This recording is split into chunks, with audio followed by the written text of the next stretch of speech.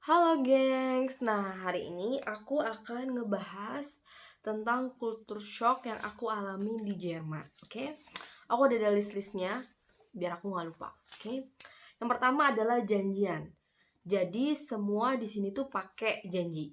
Misalnya kalian mau ke rumah teman kalian nih, kalian nggak bisa kayak di Indonesia yang oke, oh aku lagi ada waktu nih, main ke rumah temen aku terus aku kayak telepon aja gitu, aku di depan rumahnya mau bikin surprise.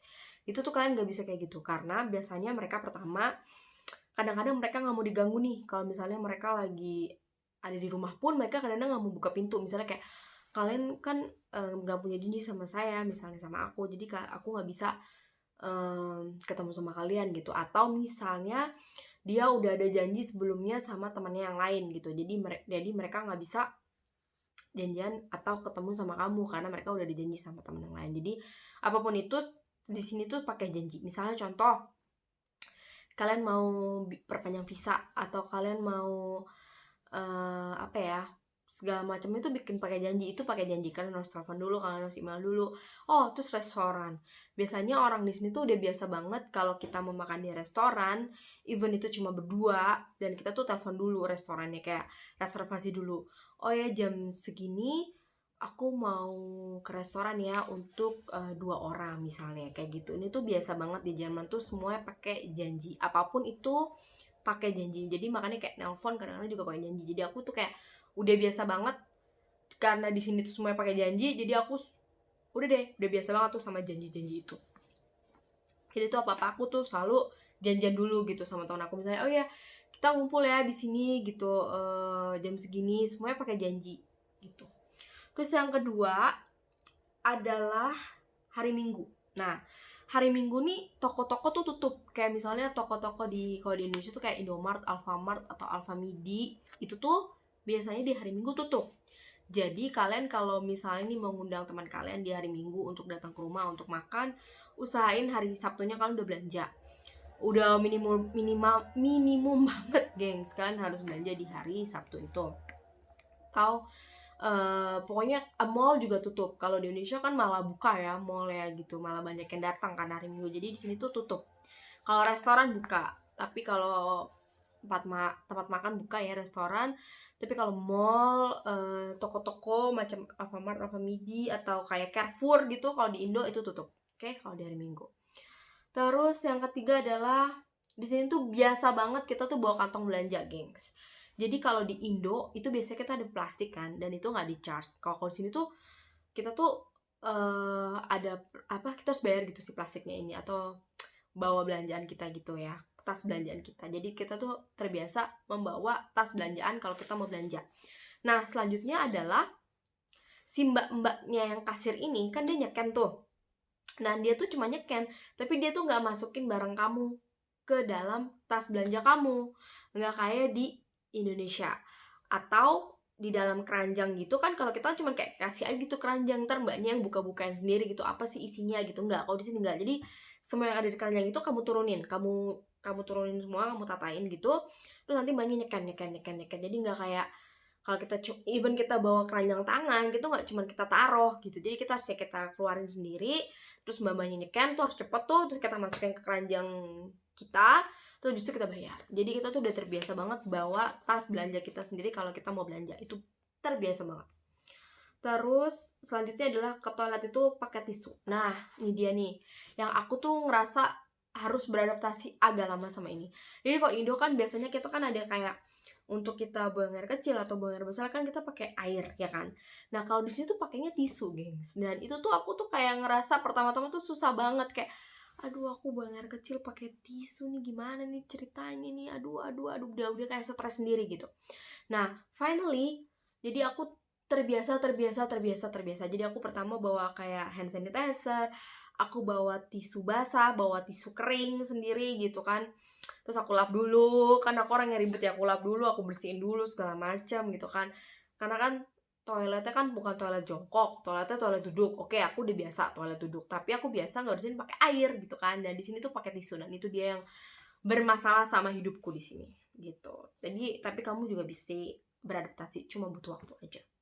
Terus yang selanjutnya yang kelima adalah kamu harus bayar pajak hiburan. Jadi di sini tuh pertama-tama aku ngertinya tuh cuman kalau aku punya TV aku harus bayar. Dan aku kayak nelpon kayak aku tuh nggak punya TV, aku cuma punya laptop, aku student gitu, aku mahasiswa, terus aku harus bayar kah ini 17 euro per bulan, kan lumayan banget gitu kan.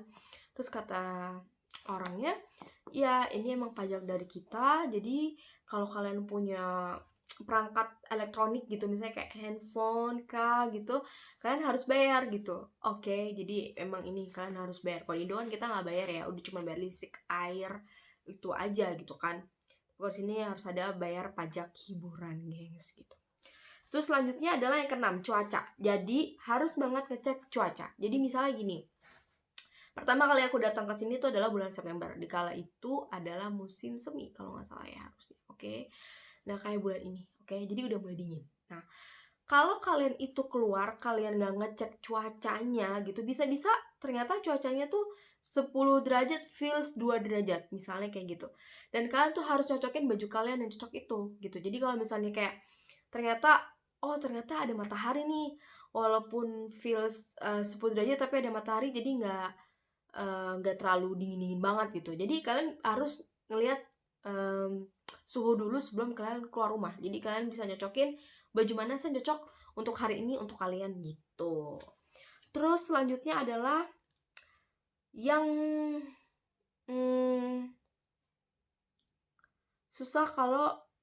jenisnya susah kalau ketemu sama sambal, gengs. Itu adalah suatu hal yang sulit ya kan, karena aku terbiasa makan cabai, aku terbiasa makan sambal. Kayak contoh aja nih di KFC ya kan, atau di McDonald ya kan, itu kalau di Indo udah ada banget sambal dan saus tomat. Nah kalau di sini itu kalian harus bayar, dan even kalian mau bayar pun saus sambal nggak ada, adanya cuma saus tomat. Ada di sini cuma kayak di KFC atau McDonald tuh saus tomat, saus kari, saus Chinese, sama saus buat kentang gitu. Nah tapi saus yang pedesnya tuh, saus sambal tuh nggak ada, geng. Jadi cuma saus tomat, dan itu pun kalian harus bayar. Jadi di sini susah ketemu sambal. Dan kalau emang kalian pengen makan sambal ya kalian beli aja gitu di toko Asia gitu. Jadi di sini tidak ada si sambal itu kecuali di toko Asia, oke? Ada sih di minimarket, cuman kalau di restoran-restoran rata-rata dia nggak punya saus sambal, gengs gitu. Atau di KFC dan McDonald, dia Burger King dia juga nggak punya, oke? Terus yang selanjutnya ke-8, terbiasa makan roti dan pisang. Nah jadi kalau di sini tuh biasanya pagi-paginya tuh dosen-dosen aku gitu, atau pas lagi break mereka tuh makan pisang, gengs, atau mereka makan roti sandwich gitu. Di sini tuh terbiasa banget untuk makan kayak gitu. Jadi kalian nggak masak-masak banyak gitu.